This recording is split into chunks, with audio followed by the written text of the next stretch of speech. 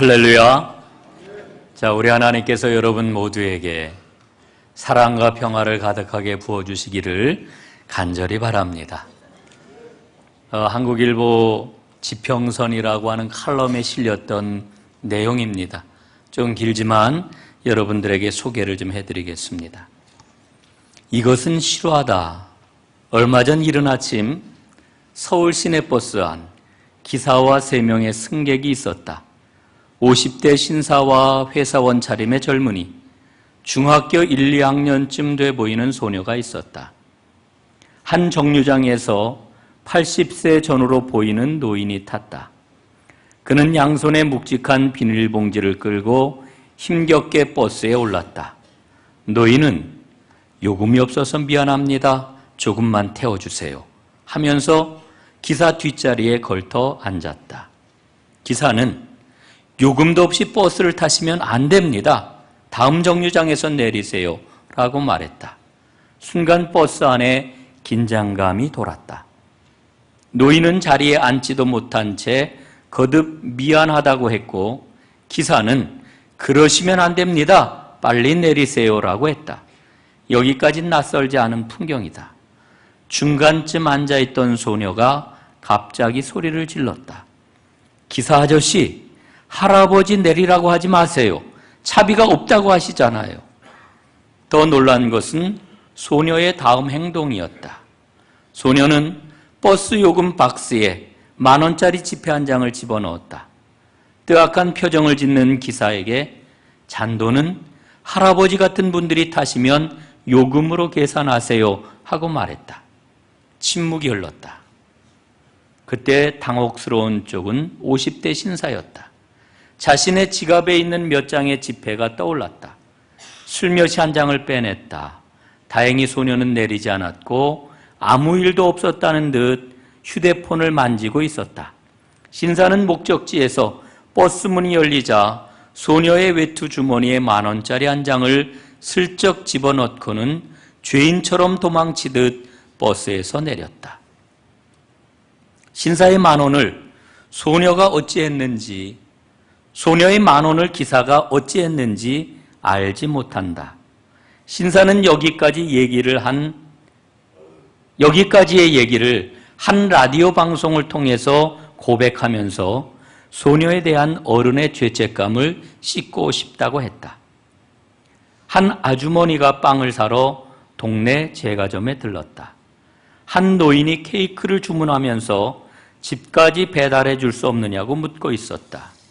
그는 심각한 파킨슨병 환자였다. 부인이 깜짝 놀라도록 생일 파티를 해주고 싶었던 모양이다.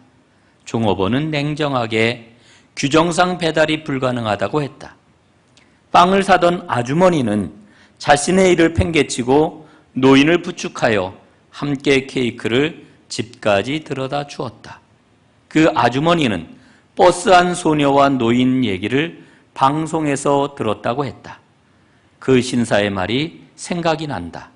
세상을 바꾸는 힘은 그 소녀가 갖고 있는 DNA 같은 게 아닐까요? 여러분에게 좀 길게 인용을 해드렸습니다. 우리는 엊그제 성탄절을 맞고 성탄절 후에 첫 번째 주일을 이렇게 지내고 있습니다. 여러분, 성탄을 통해 가지고 기쁨을 누리시면서 살아가고 있는지 참 궁금합니다. 성탄의 중심은 뭐니 해도 예수 그리스도이시지요. 여러분 어떠십니까? 성탄의 중심인 예수님을 만나셨습니까? 브레넌 매닝이라고 하는 사람이 사자와 어린 양이라고 하는 글을 썼는데 거기에 보면은 이런 내용이 나옵니다. 최근에 회심을 한 어느 사람에게 믿지 않는 친구가 다가와서 이렇게 물었다고 그래요. 아니, 자네 예수를 믿게 되었다고? 그렇다면 그분에 대해서 아는 것이 많겠구만. 그분은 어디에서 태어났는가? 그러자 대답을 합니다. 잘 모르겠는데? 그러자 그 친구가 다시 묻습니다. 그분은 몇 살 때 돌아가셨는가? 그것도 모르겠네. 그럼 그분은 설교를 이 땅에서 몇 번이나 하셨지? 그건 더 모르겠어. 그러자 그 친구가 이야기를 합니다. 예수를 믿게 되었다는 사람이 모르는 게 너무나도 많구만. 그 친구의 말에 이렇게 대답을 합니다. 자네 말이 맞아. 나는 사실 그분에 대해서 모르는 게 너무나도 많아가지고 참 부끄럽다네. 그런데 내가 아는 게 있지. 3년 전 나는 술 주정뱅이였네. 우리 집에는 빚도 많았고 가정은 산산조각 나기 직전이었어. 가족들은 나만 보면 무서워서 벌벌 떨었다네. 그러나 지금 나는 술을 입에도 대지 않는다네. 우리 가정의 빚도 거의 갚았고 가정이 얼마나 행복한지 모른다네. 우리 아이들은 매일 저녁 내가 돌아오기를 눈이 빠지게 기다리고 있지. 이 모든 것이 예수님께서 내게 주신 것이라네. 내가 아는 예수님은 바로 이런 예수라네. 여러분, 예수님을 만나셨습니까? 예수님을 여러분의 마음에 모시고 살아가십니까? 지금 우리는 성탄절기를 보내고 있습니다. 성탄의 중심은 거듭 말씀을 드리지만은 예수님이십니다. 베들레헴에 태어난 예수님은 우리에게 자유를 주십니다. 첫째로는 나의 자아로부터 자유함을 얻도록 우리에게 은혜를 주시고, 두 번째로는 다른 사람을 위한 자유의 갈망을 우리 안에서 불러 일으키십니다. 여러분, 그런데 세상을 보면은 이 성탄의 중심인 예수님에 대해서 사람들이 까마득히 예수님을 잃어버리고 있습니다. 그 중심인 예수님을 찾지도 않고 지내고 있습니다. 오늘날만 그런 게 아니라 예수님이 오셨던 2000년 전에도 그랬습니다. 여러분, 당시 왕을 한번 보십시오. 지도자들을 한번 생각해 보십시오. 예수님이 태어나셨던 베들레헴 여관집 주인을 여러분 보십시오. 이들은 모두 다 예수님을 놓치고 말았습니다. 그러나 그 당시에도 세상에서 가장 낮은 자리에 있던 목자들은 달랐습니다. 또 오랫동안 주의 날을 기다렸던 안나나 시몬도 달랐습니다. 이들은 성전에서 예수님을 만났고 목자들 또한 예수님을 만났습니다. 예수님을 만난 것 때문에 그들의 삶이 얼마나 기뻤는지 모릅니다. 여러분, 오늘 우리는 어떻습니까? 세 번째로 여러분에게 묻습니다. 여러분, 예수님을 만나셨습니까? 예수님을 마음 한가운데에 가장 소중한 자리에 모시고 계십니까? 예수님을 만나야 됩니다. 그리고 그분을 놓치지 말아야 됩니다. 여러분, 성탄절 후 첫째 주일에는 바로 오늘 본문을 읽도록 성서일관은 우리에게 안내해 줍니다. 여러분, 오늘 본문 말씀을 보면은 예수님께서 유대인의 명절인 유월절기에 예루살렘 순례길을 떠났다라고 하는 것을 말씀을 해 줍니다. 유대인 남자는 누구나 12살이 되면은 유대 공동체에 공식적으로 입문을 하게 됩니다. 여러분, 예수님이 매일매일 성장을 하셨죠. 예수님이 성장을 하셨다라고 하는 것은 하나님 나라의 사명을 준비하셨다라고 하는 것을 뜻합니다. 이렇게 성장해 가시면서 예수님은 하나님을 경배하는 게 무엇인지를 배우셨습니다. 그리고 하나님의 백성과 하나님의 백성들의 역사가 무엇인지를, 그 많은 것들을 하나하나 배워가셨습니다. 그리고 마침내 예수님이 12살이 되었습니다. 그래서 예수님은 부모님들의 손에 이끌려가지고 성전으로 절기순례를 떠났던 것입니다. 한번 생각을 해봅니다. 예수님의 손을 붙잡고 예루살렘 첫 순례의 길을 떠났던 마리아와 요셉의 심정이 어떠했을까? 아마 큰 자랑과 흥분과 기쁨, 이런 것들이 아마 마리아와 요셉의 마음속에 요동쳤을 것입니다. 여러분, 우리 어머니들 한번 생각을 해보세요. 우리 아이들이 처음으로 학교에 입학했을 때, 초등학교 입학시킬 때 여러분 얼마나 마음이 설레였습니까? 아이들도 손가락 기다렸지만은, 그러나 사실 어떻게 보면은 엄마들이 더 흥분을 하고 더 기뻐하고 이랬을 것 같습니다. 아마도 마리아의 심정이 그런 심정이 아니었을까 하는 생각을 갖습니다. 이렇게 유월절 절기 모든 일정을 예루살렘에서 마치고 이제 집으로 오는 시간이 되었습니다. 그런데 그 길에서 예수님의 부모는 예수님을 놓쳐버리고 말았습니다. 예수님을 잃어버리고 말았습니다. 여러분, 왜 예수님을 잃어버렸을까요? 오늘 우리가 이 질문을 던지기 전에 저는 먼저 생각해 봐야 될 게 있다고 이렇게 여깁니다. 마리아와 요셉이 누굽니까? 예수님의 부모입니다. 누구보다도 어린 아들 예수께 집중을 해야 하는 사람들, 이게 바로 마리아와 요셉이었습니다. 그런데 마리아와 요셉이 그 아들 예수를 잃어버렸단 말입니다. 오늘 이 말씀을 읽으면서 저는 퍼뜩 깨닫습니다. 아, 누구나 다 예수를 놓칠 수가 있구나. 누구나 다 예수님을 잃어버릴 수가 있구나. 이 사실을 깨닫습니다. 여러분, 우리는 흔히 그렇게 생각을 하지요. 교회 안에서 크고 작은 직분을 열심히 감당을 하면은 예수님을 늘 모시고 살아가는 걸로 이렇게 생각을 합니다. 그러나 오늘 말씀을 보면은 그게 아니구나. 예수님을 놓치는 일은 누구에게나 일어날 수가 있구나. 이걸 깨닫는 겁니다. 여러분, 목사도 예수님 놓칠 수 있어요. 장로님도 예수님 놓칠 수 있어요. 여러분, 교회에서 아주 중요한 일을 감당하는 사람도 예수님을 놓칠 수 있어요. 아니, 오히려 주의 일에 열심을 내는 사람은 주님을 놓쳐버릴 수 있는 확률이 더 높습니다. 그 위험이 얼마나 큰지 모릅니다. 이거는 저의 이야기가 아닙니다. 여러분, 사도 바울의 고백을 한번 들어보십시오. 고린도전서 9장 27절 말씀해 보니까 바울은 이런 고백을 해요.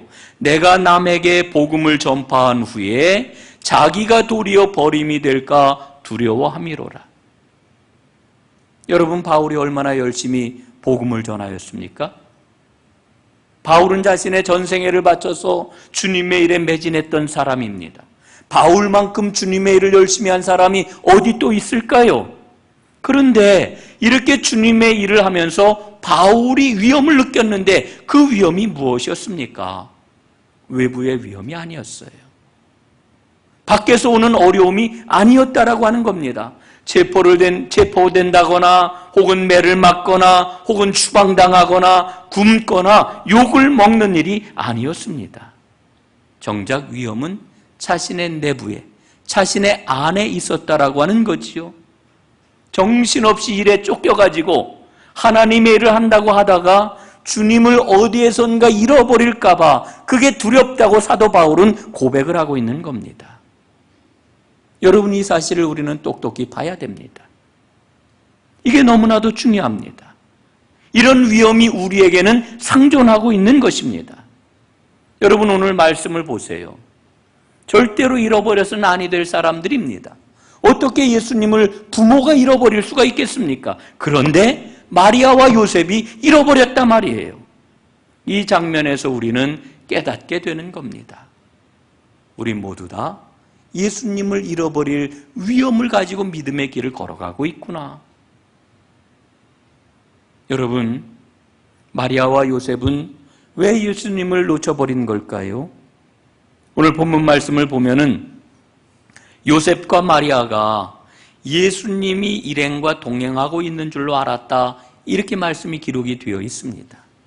여러분, 이 말씀을 우리가 보다 더 잘 이해하기 위해서는 당시의 상황을 우리가 다시 생각을 해봐야 됩니다. 예수님께서 예루살렘으로 올라오실 때에 마리아와 요셉, 예수님 이렇게 단 세 식구가 예루살렘으로 왔던 게 아닙니다. 당시 갈릴리에 있던 예수님의 일가 친척들이 다 함께 모여가지고 예루살렘으로 올라왔다는 거지요. 그 숫자가 얼마가 되는지는 알 수 없지만은, 그러나 그 일가 식구들이 함께 공동체로 올라왔던 겁니다. 그러니까 바로 옆에 없어도 우리 아들 예수가 일가 친척 지금 누군가와 함께 가고 있겠거니, 이렇게 부모들은 생각을 했던 겁니다. 그런데 그게 알고 보니까 어떤 겁니까? 착각이었다는 거지요. 잘못 알았다라고 하는 거지요. 그렇게 추측을 했는데 그렇지 않았다라고 하는 거지요. 여러분 보십시오. 우리는 믿음 생활을 하면서 종종 하나님의 말씀에 대하여서 내 생각과 내 추측을 앞세울 때가 있습니다. 이럴 거야. 아예 아마 그렇지. 그럴 수 있어. 이렇게 자의적으로 우리가 판단을 한다라고 하는 거지요. 여러분 그때 주의하시기를 바랍니다. 그 순간이 바로 예수님을 놓치는 실패의 그런 그 순간이 될 수가 있는 것입니다. 하나님의 말씀을 떠나서 우리가 예수님을 추측하고 상상하는 것은 예수님을 떠나는 것과 똑같은 겁니다. 여러분 잠언 3장 5절 말씀에 보면은 여기에 대한 분명한 표준을 우리에게 제시하고 있습니다. 이런 말씀이에요.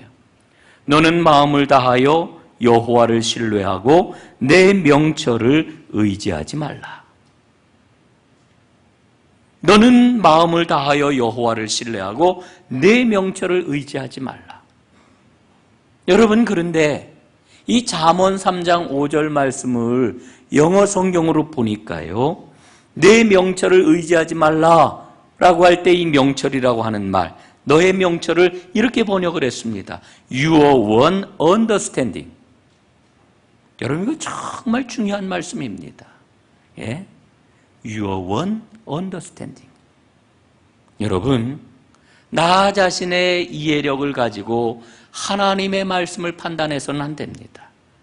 하나님의 말씀보다 자신의 생각과 이해를 앞세워서는 안 된다라고 하는 겁니다. 그럴 때 우리는 예수님을 놓쳐버리고 그럴 때 우리는 믿음의 길을 잃어버리게 되는 겁니다.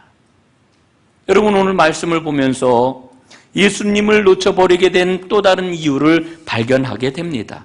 그것은 부주의라고 하는 거지. 여러분 마리아와 요셉은 예수님을 놓쳤습니다. 아마 이 두 부모는 예수님이 잘 자라는 것에 대해서 굉장히 기뻐했을 것입니다. 여러분 세상에 어떤 부모치고 우리 아이가 건강하게 잘 자라나는 것에 대해서 기뻐하지 않을 부모가 어디에 있겠습니까?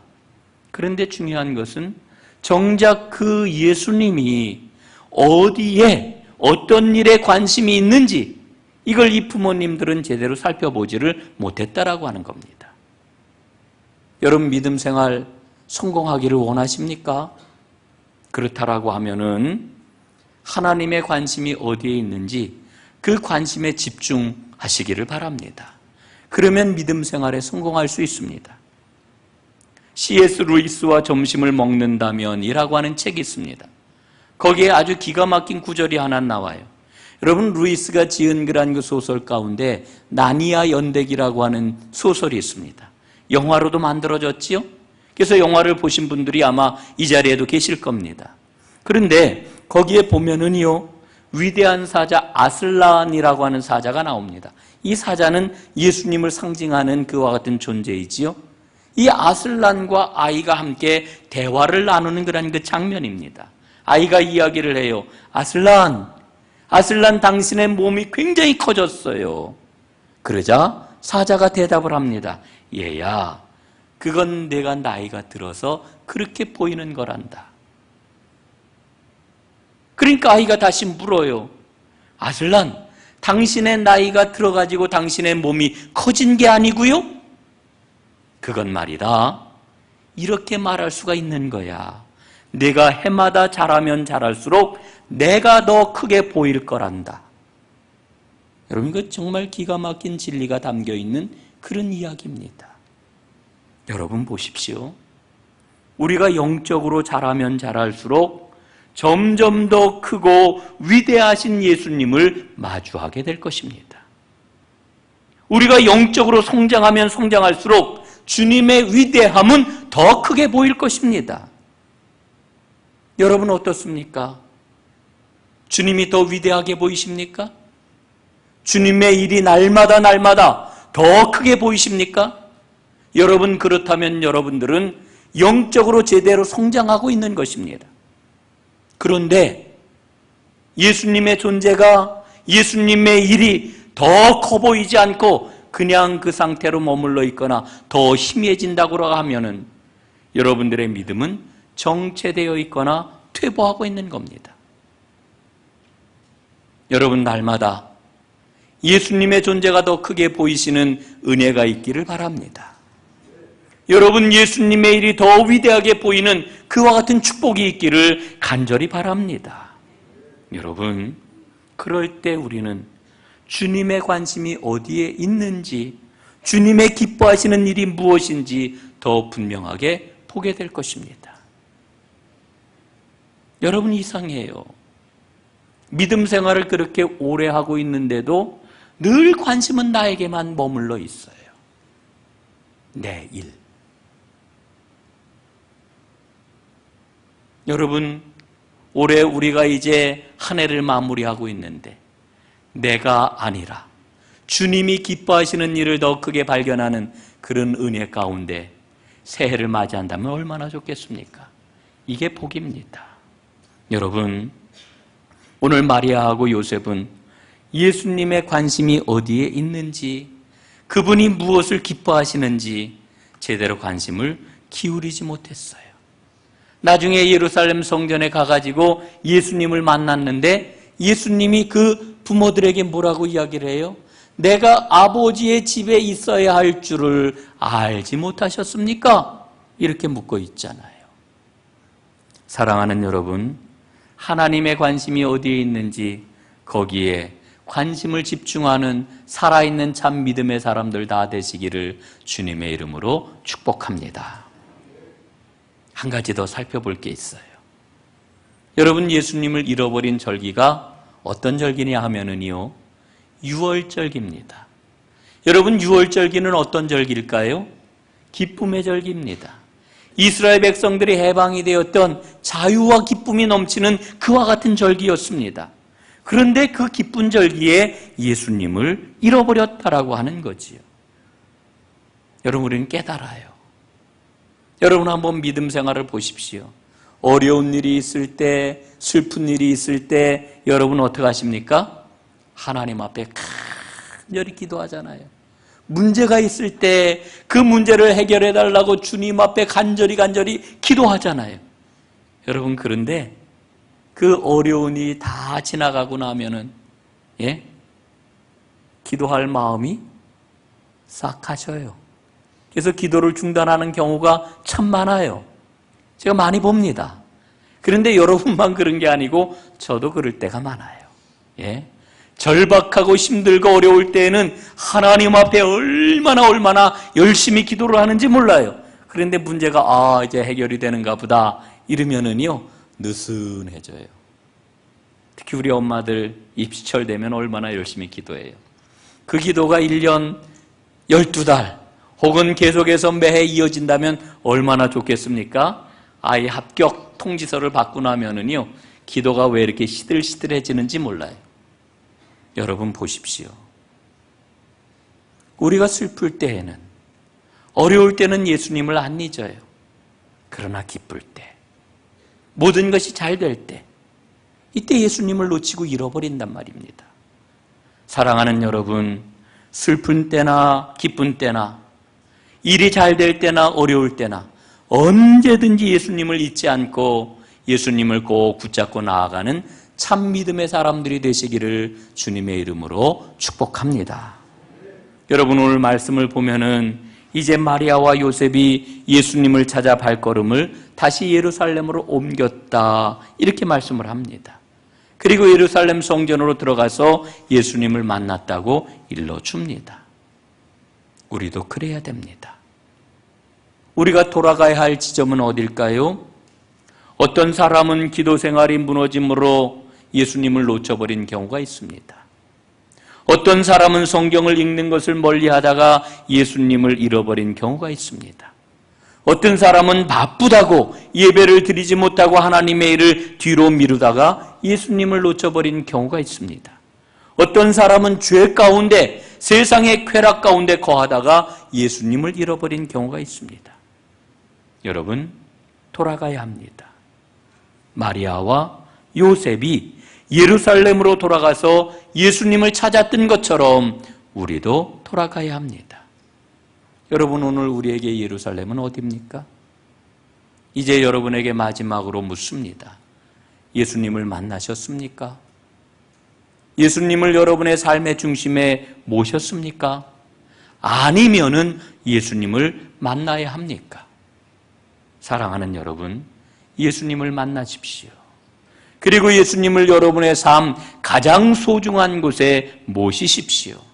그리고 평생 그분을 떠나지 말고 그분과 함께 복된 생명의 발걸음을 옮기십시오. 이게 가장 큰 복입니다. 이 복을 받아 누리시기를 주님의 이름으로 축원합니다. 기도하겠습니다.